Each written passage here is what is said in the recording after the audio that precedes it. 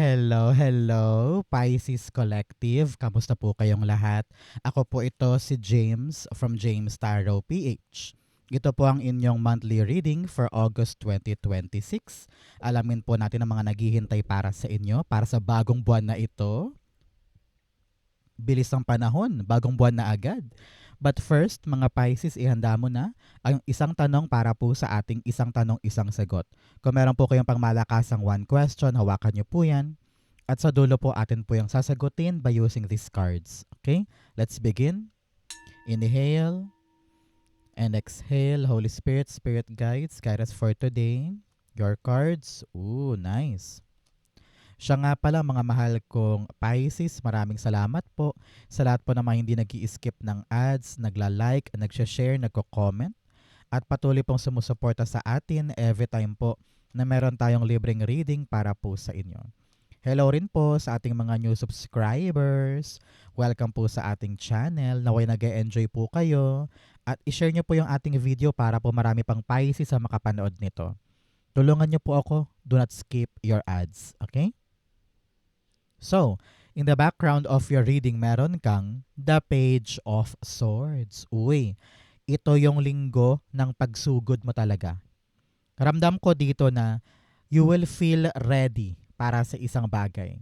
Noon, parang hindi ka pa ganun kasigurado, hindi ka pa ganun kalakas ang loob mo, pero ngayon ramdam ko dito na parang gagalaw ka na, magsisimula ka na, kikilos ka na. And marami ka pa mang dapat maintindihan, marami ka pang dapat mapulido, pero ang importante, gagalaw ka na. Hindi mo nahahayaan na maharangan ka porke hindi pa ako marunong, hindi pa ako magaling, marami pa akong dapat malaman. Hindi ka na nagpapaka busy sa mga bagay na yun eh. Sabi mo, panahon na. Let's start na. I'm ready na to conquer what needs to be conquered, no? So congratulations. You're gonna begin something at maramdaman ko dito na parang mag-e-enjoy ka dahil ginusto mo to. Parang matagal ka naghanda eh at ito yung panahon kung kailan mo siya sisimulan. So congratulations, okay? In your core energy, meron kang the Ten of Wands. Ngayong buong buwan na ito, Pisces, ramdam ko yung ending ng isang hard work. Ending ng isang mabigat na bagay na pinapasan mo. Nagkaroon ka rin ngayon ng malinaw na pananaw patungkol sa mga bagay na gusto mong gawin. Kung dati nalilito ka pa, hindi mo alam kung idediretso ko ba, kung itutuloy ko ba, kung kaya ko ba yan, parang ganyan. Pero dito parang, sige, sugod, laban, kaya ko to. You're gonna pick up kung ano man yung mga dapat mong kunin and then laban, larga. Parang ganun eh. You are now ready to conquer the hard work, i-conquer yung requirements, ready ka na suungin yung laban dahil alam mong kayang-kaya mo na ngayon. Congratulations. Clarify natin. The Ten of Wands. Tumilapon, the Nine of Cups. Alam mo na, Pisces, kapag lumalabas si Nine of Cups sa bawat reading ko, ibig sabihin, panahon na to for you to make a wish. So now, pumikit ka na dyan, mag-wish ka na, it will be happening para sa'yo. At the bottom, the Hanged Man. Maraming beses ka nang natenga or parang ikaw mismo naghahanap ka ng paraan kung paano to gagawin. Kaya matagal kang naantala. Ano? Pero ngayon sabi mo, gusto ko nang matupad yung gusto ko. Gusto ko nang mangyari yung dreams ko. Gusto ko nang maabot yung goals ko. Kaya ngayon, ready ka na to take on the challenge at suungin yung laban. You have 10 and 10 here. This is all about completion, success, accomplishment, pagbuo, pagkatapos. No? So pag dinaanan mo yung 10-10 na yan, ibig sabihin magagawa mo. Matatapos mo, ma-achieve mo, makukumpleto mo. Kaya believe in yourself. Whatever you're trying to pursue or maabot or pinapangarap, magagawa. Kailangan lang talaga ngayon, patunayan mo kay Universe Pisces na ready kang sumuong sa laban at hindi ka na papatenga pa ngayon para lang makuha siya. So, i-prove natin yan kay Universe this month. Okay? So, Mga Pisces, ano ba yung wish mo? Total monthly reading naman na ito, no?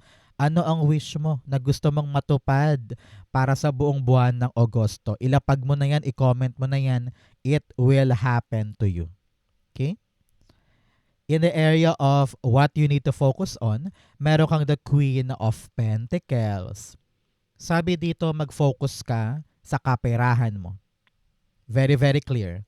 Alam ko na marami ka pang dapat pag-aralan, marami ka pang dapat intindihin, i-practice, or buting-tingin. Kaya huwag kang matakot na simulan yon. Halimbawa, mag-undergo ka ng training, workshop, seminar, or masteral, doctoral, o kaya manood sa YouTube. No? Lahat ng pwede mong makuha na impormasyon na makakatulong sa'yo para palaguin yung pinapalago na yan, makakatulong sa'yo. Hindi pwede na masyado ka ma-pride o masyado ka ma-ego. Ha? Kapag alam mong dapat ko pa tong pag-aralan, gawin. Ang mahalaga naman gumagalaw ka eh. Pero alam mo, narinig kong payo sa'yo, experience is the best teacher. Hindi mo to matututunan ng buong buo kung hindi ka gagalaw. Kailangan ma-experience mo siya because doon ka talaga tunay na matututo. Okay? Pero ang mahalaga, mga mahal kong Pisces, kaching-kaching ang ating papalaguin this month. Nako, sa mga may negosyo dyan, sa mga may sideline or project or trabaho, panahon to para magseryoso talaga. Ibigay mo yung full attention mo at sinisigurado sa iyo na yung spirit guides na lalago yan. Okay? The Queen of Pentacles. The Page of Swords. Sinasabihan ka talaga na armasan mo ang sarili mo ng knowledge, ng pagkatanong. Hindi pwedeng kim-kim ka lang dyan or tameme ka lang dyan or mahiyain ka dyan. Pag kailangan magtanong, magtanong. Pag kailangan kausapin, kausapin. The power of words is very essential para makuha mo yung kailangan mo sa mga papalaguin mo. At the bottom, Page of Cups. Sinasabihan ka talaga dito na undivided focus. Kung ano yung balak mo mangyari, yun dapat ang iniisip mo. Tingnan mo siya. Nakatingin siya yung pusa, ikaw yung pusa ha, nakatingin ka sa loob ng bowl, ini-imagine mo na magkaroon dyan ng isda. Yung isda, yun yung pangarap mo. Biglang boom, nag-appear. Lumabas yung isda sa loob ng bowl, out of nowhere. So, yun ay minanifest niya. No? Hiniling niya kay God na parang sana mangyari to, sana dumating to, sana lumabas to, sana marinig ko to. Biglang dumating. So, what you believe, you attract. What you want will come to you. Kaya pag-focusan yan, aralin, buting-tingin, gawin mo yung makakaya mo, darating siya para sa'yo. Okay? In the area of what you need, you have the Page of Wands. Ang kailangan mo ngayon, sumubok, sumugal. Ang dami mong page dito, Page of Swords, Page of Wands, may Page of Cups ka pa. Sinasabihan ka na para kang baguhan. Baguhan ka pa sa laban na ito. Kaya kailangan ipakita mo na willing ka to learn. Willing ka to give your whole heart, attention, energy, passion. Ibigay mo, ipakita mo na kaya ko to, magagawa ko to, willing to learn ako, willing to experience ako, willing to give my full effort. No? Try mo lang, subukan mo lang. Wala namang mawawala kung susubukan mo, di ba? At least malalaman mo kung hanggang saan ang kayang gawin ni Pisces. Right? So you really need to open yourself and tell yourself na pwede, sige, aaralin ko, sige, gagawin ko. Kailangan mo nang subukan yung bago. Alam ko na matagal mo na yung pinagmuni-munihan na kaya ko ba? Parang ipupush ko ba? Sure na ba ako dito? Ang kailangan mo ngayon, try mo lang eh.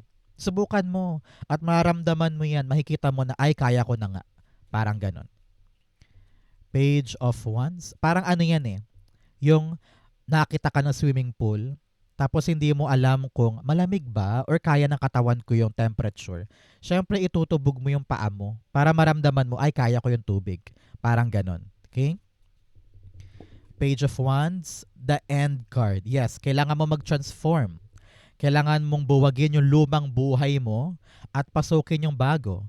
Hanggat takot kang mag-try, walang magka-transform.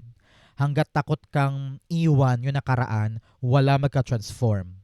Okay? You really need to redevelop or reimagine or improve yourself. No? Kung duwag ka ngayon, kailangan baguhin 'yan. Kung takot ka ngayon, kailangan magpakatapang ka, no? Kung sanay ka sa comfort zone, kailangan buwagin na rin 'yan. Matutunan mong lumaban para sa mga bago. Ace of Pentacles, para sa swerte, para sa pera, para sa blessing, para sa opportunity. Kung ikaw yung uri ng tao na okay na ako dito, dito na lang ako, ay talagang masasayang 'to. Walang patutunguhan 'to, no? Pero kung sabi mo, ayoko na, i-end ko na yung lumang buhay ko, sawang-sawa na ako doon, kailangan na magbago para maabot yung dreams ko. Ayan, mag-work hard ka to transform your life and accept this new thing na maaring magpaganda or magpa-transform ng life mo. Okay? In the area of what's affecting your current energy, meron kang the 9 of Wands. Okay, meron kang 9-9 here. Yan po yung angel number of release. Pakawalan. Kung ano yung mga dapat pakawalan. Mga maling gawi, mga maling lifestyle, maling pagkain, maling friendship, maling pangarap. Pwede rin ganyan. Meron ka ng bibitawan at meron ka ng susugurin na alam mong matrabaho, nakakapagod, pero fulfilling siya soon. Mararamdaman mo na this is for me. This is gonna be the better side of my life. Alam ko marami ka ng kasawi ang palad in the past. Nagtry, pero bokya, di ba? Pero sabi dito, meron kang isang bagong yayakapin. Ito yon, no? Yung wand na hawak dito, kita mo ba? Yan. Yung wand na hawak mo dito, ayun, hawak mo rin dito. No? Sabi mo, this is my new chance. This is my new opportunity. Sa kabila ng kasawi ang palad ko sa past, meron pa akong isang kakatigan. Meron pa akong isang hahawakan, kaya ibibira ko na, ilalaban ko na. Pag-focusan ko to, tatry ko, kung ano yung adjustment na nire-require sa akin, gagawin ko. Halimbawa, kailangan mo mag-adjust sa schedule, mag-adjust sa pagising, pagtulog, or mag-adjust sa kapirahan, gagawin mo siya para lang mag-swak itong bagong bagay na ito. At narinig ko yung word na hindi ko na siya sasayangin this time. No? Nakita mo kasi na malaki ang potential eh. Kasi sabi mo, isang try pa, pero ibang bihis ang gagawin mo sa buhay mo. No? The 9 of Wands, the 4 of Swords. Okay. 4 of Swords at the bottom, the 8 of Pentacles. Sabi dito ng yung spirit guides, this time around, parang you will now learn how to trust. Parang sige na nga, gagawin ko to. Pagkakatiwalaan ko na lang si God. Ipoperso ko, magpapakahirap ako dito, ibibigay ko yung mga kaya ko, aaralin ko siya. Pero bahala na si God. Bahala na, gagawin ko na lang to. Parang ganon. Medyo parang 60% tiwala tapos 40% action. Kumpara dati na parang kilos. Pero ngayon meron ng bahagi si Lord eh. Parang sabi mo, God, kung talagang para sa akin tong isang bagong pagkakataon, tulungan mo ko ha. And then doon, may certain payapa. May certainty. Parang kahit paano, meron kang pinanghahawakan. Na parang, God, alam mo, hindi naman to darating sa akin kung hindi para sa akin to, di ba? Ibinigay mo sa akin eh. So, ahawakan ko, magtitiwala na lang ako, I will relax, I will calm down, I will have more faith in you, tatrabahuhin ko siya. And here you are, yung hard work dumadali, papalapit sa goal mo. Congratulations. Okay? In your near future, meron kang judgment card. Okay. Siya nga pala, mga Pisces, kamusta ka today? No? How are you? Kamusta ang araw-araw niyo po? I wanna know, no? Sa buhay mo ngayon, ano ba yung mga pinagpapasalamat mo? Ano ba yung mga bagay na you're very, very, very, very, very thankful for? Ako, I'm very thankful for you. Dahil nandito ka, nagtitiwala ka sa ating reading, nanonood ka every time na may upload ako, and you support me every time. So I'm very, very thankful for you. Ikaw, saan ka talaga nagpapasalamat sa buhay mo ngayon? I-comment mo yan para magdoble, magtriple, at maramdaman ni universe na na-appreciate mo yung binibigay niya. Okay? In your near future, meron kang judgment. Si judgment dito, Pisces, sinasabi niya na, gising ka na eh. Gising na, gising na. Parang naramdaman mo na ito yung para sa akin. Ito yung mundo na para sa akin. Hindi ka na nakakulong sa lumang buhay mo, no? Hindi ka na um, nakatali sa mga maling bagay, maling tao, maling lugar, maling sitwasyon. And here you are accepting God's grace, accepting God's redirection for you. Wala nang pagpipigil, wala nang controlling, ginagawa mo na yun nakatadhana talaga. Halimbawa, matagal ka naghanap ng mga public school na pwedeng pasukan kung teacher ka, na-realize mo, ay, talagang hindi eh. Ayaw talaga eh. So, ang kumakatok sa pintuan ko, VA, halimbawa, sabi mo, pan-teacher ako eh. Paano kung yan yung isa mo pang chance na talaga magpapa-close sa'yo sa yung goal? Sabi mo, sige nga lang, God, kung talagang ito yung para sa akin, God, sige, I will accept. Nung tinry mo yung mag-VA, biglang nag-open up yung buhay mo na parang, ay, mas magaan, hindi ako nahihirapan, unti-unti mo mararamdaman na this is where you belong. Parang ganon. Example lang yun ha, yung sa teacher and VA. Pero ramdam ko talaga dito, Pisces, na you will realize soon kung para saan ka talaga. And gladly, you will accept that direction. No? Judgment card, meron kang the world card. Yes, handa mo nang isara talaga yung past life mo. May closure na eh. Sabi mo, okay na ako God, gising na ako, alam ko na yung gagawin ko, next level na tayo, iko-close ko na yung past. Parang ganon. King of Wands, meron ka ng lakas ng loob na isara yung dapat isara, simulan yung dapat simulan, at manalig sa divine plan para sa'yo. Congratulations. In your challenge, meron kang the Two of Swords. Nako, sabi dito, this month, parang hirap na hirap kang mag-decide about something. Meron kang ilalaban, meron kang gagawin, meron kang susungkitin. Pero ang kalaban mo, yung takot na mag-decide, takot na magsimula, takot na mamili, takot na kumawala sa comfort zone. Masyado mong inaalagaan ang sarili mo to the point na hindi ka na gumagalaw. You really need to open yourself and make a choice. Kung talagang gusto mong umabante, maabot yung pangarap mo, kailangan mo maging risk taker ngayon. Meron ka pang isang chance na maaring sagot sa mga dasal mo. So kailangan mo talagang magtiwala ngayon. Kailangan mo manalig ngayon. Kailangan mo isipin na, ay nako, may chance pa ako. Bakit ba ako nagpapakaburyong dito? No? Two of Swords, the Two of Cups. 2 and 2. And 2 din to, the Two of Wands. Sinasabi dyan na i-align mo ang sarili mo sa higher self mo.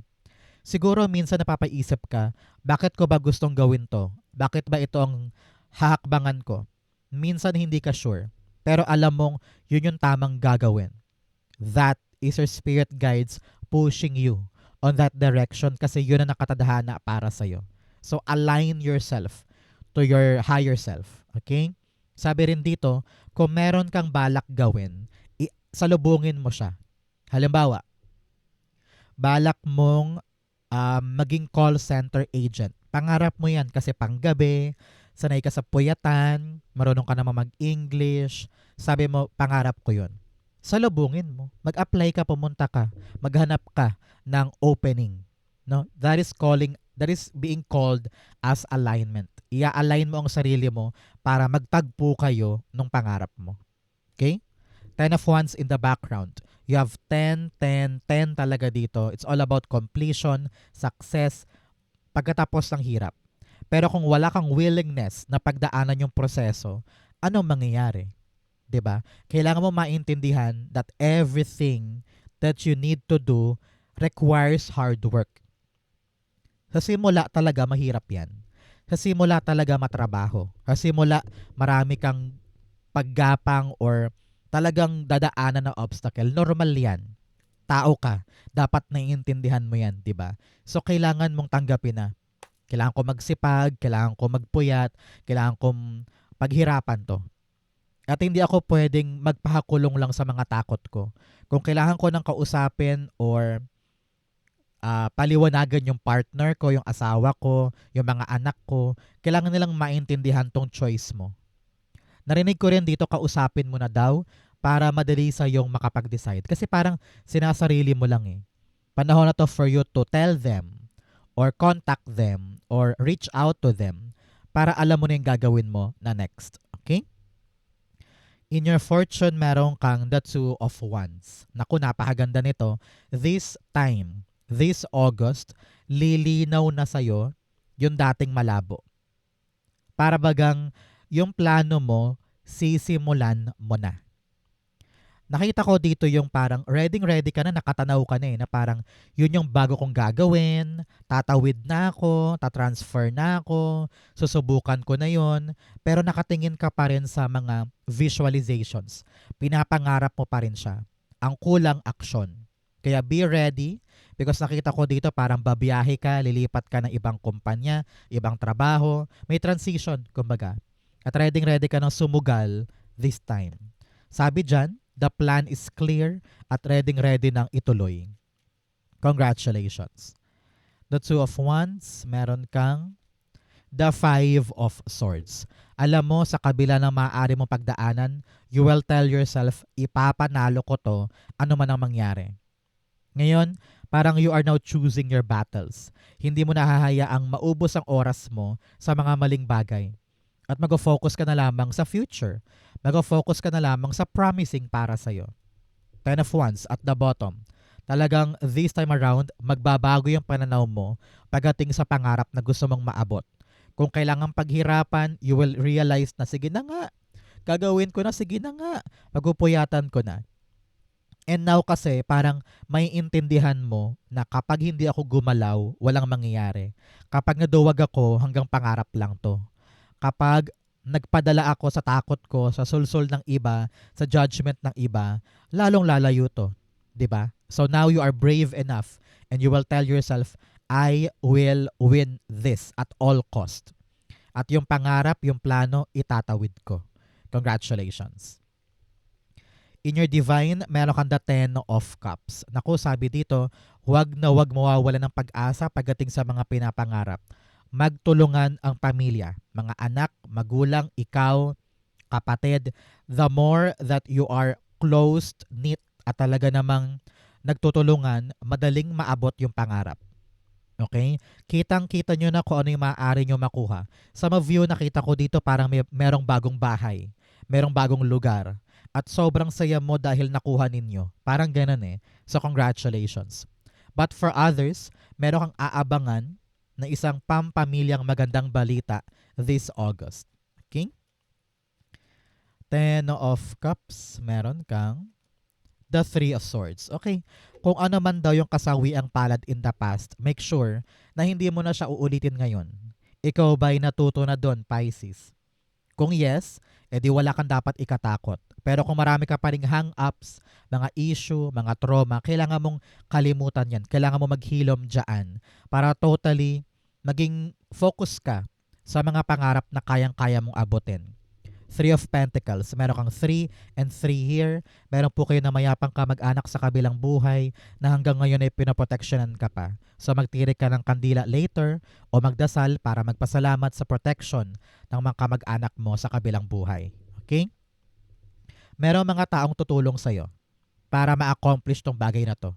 Kaya huwag ka nang papakakadena or magpapakatali sa mga nangyari sa past. Okay? Yan ang humaharang sa'yo para magkaroon ng advancement ang buhay mo. So forgive, forget, move on so that maabot mo yung pangarap mo this time. Okay?